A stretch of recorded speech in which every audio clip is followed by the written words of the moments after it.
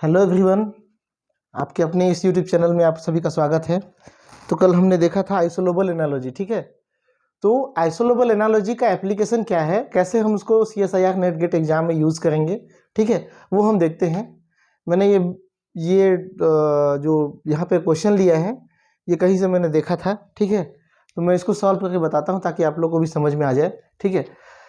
तो isolobal analogy यहाँ पे जैसे पहला क्वेश्चन दिया हुआ है, 3 फ्रेगमेंट दिया हुआ है, तीनों फ्रेगमेंट क्या आइसोलोबल एनालॉजी दिखाता है या नहीं, ठीक है। तो यहाँ पे देख लेते हैं, Cp जो है साइक्लोपेंटेडाइन 5 इलेक्ट्रॉन कंट्रीब्यूट करता है, प्लस कोबाल्ट में कितना इलेक्ट्रॉन होता है बाहरी ऑर्बिटल में 9 इलेक्ट्रॉन, प्लस ये कार्बन मोनोऑक्साइड का 2 इलेक्ट्रॉन है, लिगेंड है 2 इलेक्ट्रॉन देता है, ठीक है।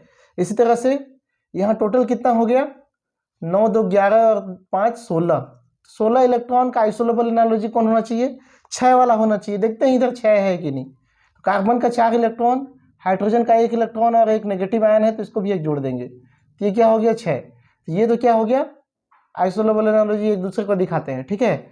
इसको देख लेते हैं, CH3 प्लस आयन, कार्बन में 4 इलेक्ट्रॉन, हाइड्रोजन 3 है तो प्लस 3 इलेक्ट्रॉन, और यहाँ चूंकि प्लस चार्ज है तो हम -1 करेंगे, तो टोटल ये भी क्या आ रहा है 6। मतलब ये तीनों क्या है, एक दूसरे के आइसोलोबल एनालॉजी दिखाते हैं, ठीक है, एक दूसरे के आइसोलोबल हैं, ठीक। अब देखते हैं फास्फोरस, नाइट्रोजन के नीचे आता है। नाइट्रोजन में बाहरी ऑर्बिटल में कितने इलेक्ट्रॉन, 5 इलेक्ट्रॉन। CH2 का देख लेते हैं, कार्बन में 4 और 2 हाइड्रोजन का, है ना, और प्लस एक नेगेटिव चार्ज है, तो ये हो गया आपका 4 2 6 7। तो ये तो नहीं हुआ, है ना। इसको देख लेते हैं, निकेल में 10 इलेक्ट्रॉन, कार्बन मोनोऑक्साइड का 4 इलेक्ट्रॉन 14, ठीक है।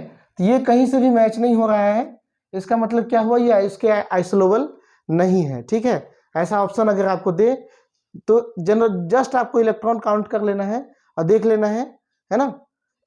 और सल्फर ऑक्सीजन के नीचे आता है, मतलब इसके बाहरी ऑर्बिटल में कितने इलेक्ट्रॉन होंगे, 6 इलेक्ट्रॉन, ठीक है। तो 6 इलेक्ट्रॉन का 16 होना चाहिए। देखो इधर आयरन में कितना, 8 इलेक्ट्रॉन, प्लस कार्बन मोनोऑक्साइड का 4 दूनी 8, 8 8 16। तो 8 का आइसोलोबल कौन होता है, 16 होता है, ठीक है। जैसे 18 है,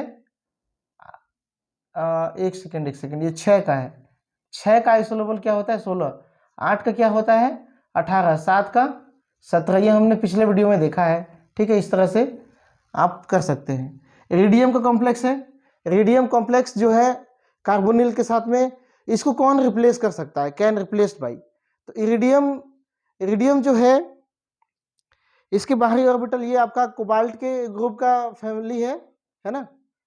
हाँ, कोबाल्ट के ग्रुप का फैमिली है। तो कोबाल्ट के बाहरी ऑर्बिटल में 9 इलेक्ट्रॉन, तो यहाँ भी क्या होगा 9 इलेक्ट्रॉन, और यहाँ 3 दूना 6 इलेक्ट्रॉन, कितना हो गया 15। अब देखते हैं 15 वाले को कौन रिप्लेस कर सकता है, किसी एक को सॉल्व करो। 4 + 3 7, यहाँ क्या होगा 6, यहाँ क्या होगा 5, एक एक हाइड्रोजन घटते जा रहा है, ठीक है। एक एक हाइड्रोजन घट रहा है, 4 और 2 क्या हो जाएगा 6, यहाँ 4 और 1 क्या हो जाएगा 5। तो तुरंत ये क्या हो जाएगा, सॉल्व हो जाएगा। मतलब ये CH इसको क्या कर सकता है, रिप्लेस कर सकता है।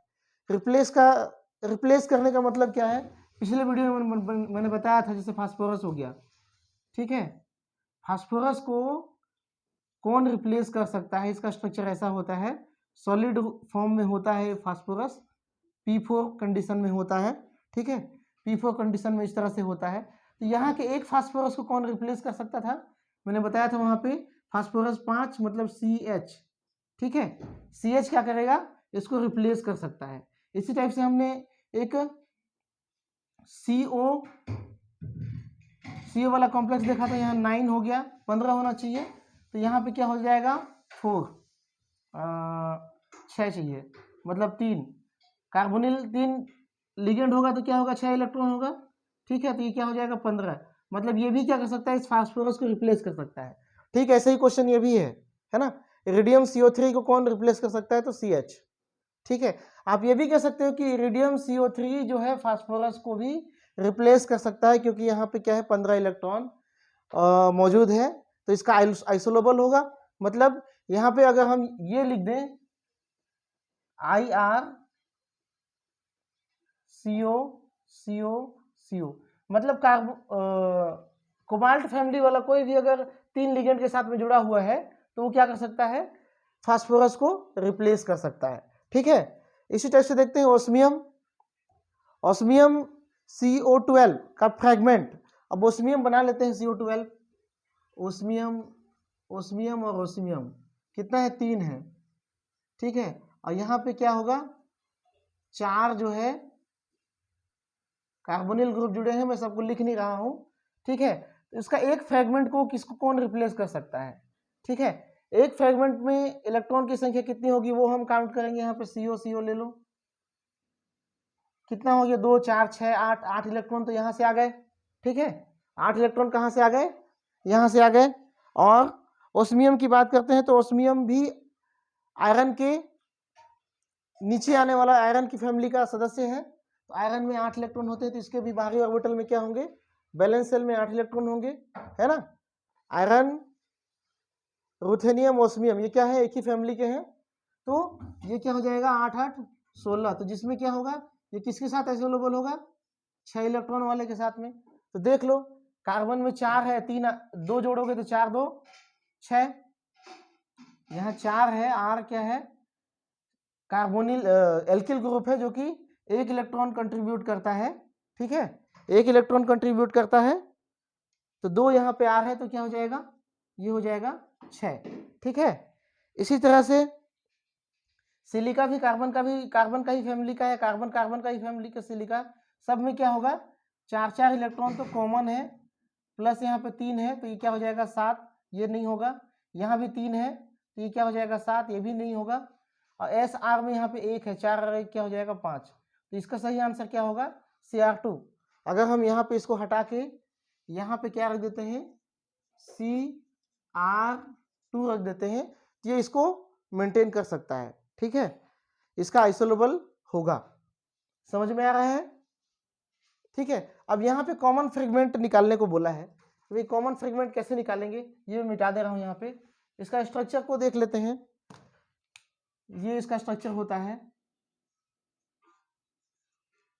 Fe जो है सैंडविच की तरह यहाँ पे क्या होता है, दबा होता है, 5 पॉइंट से जुड़ा होता है। ये भी क्या करेगा, 5 पॉइंट से जुड़ा रहेगा, मतलब ये क्या करेगा, 5 इलेक्ट्रॉन कंट्रीब्यूट करता है, ये भी 5। और आयरन के बाहरी ऑर्बिटल में कितना होता है, 8। तो इसका फ्रेगमेंट क्या होगा, ये वाला होगा एक फ्रेगमेंट, 8 5 13, 13 इलेक्ट्रॉन को कौन रिप्लेस कर सकता है। इसका फ्रेगमेंट बनाते हैं Mn का, Mn CO और Cp, यहाँ से 5 और यहाँ से 2 और Mn में 7। तो अगर हम इसका ये वाला फ्रेगमेंट बनाते हैं, सब में 2 2 है, गिन लेते हैं सीधा सीधा, 7 5 क्या हो जाएगा 12, 8 9 10 11 12, 13 14 15 16। ठीक है, यहाँ 13 14 15 16 हो जा रहा है, 14 वाला तो मेंटेन नहीं करेगा। अब इसको ले लेते हैं ऐसे, तो वो होगा 16। कुछ मिस्टेक कर रहा हूँ क्या, नहीं, कुछ मिस्टेक नहीं कर रहा हूँ। तो ये वाला भी मेंटेन नहीं हुआ। अगर 2 कार्बोनिल को इसके साथ देते हैं तभी मेंटेन नहीं हो रहा है, तो क्या करते हैं हम, Cp को छोड़ देते हैं, इसको ले लेते हैं, Mn का 7 और यहाँ से कितना 6, तो 6 और 6।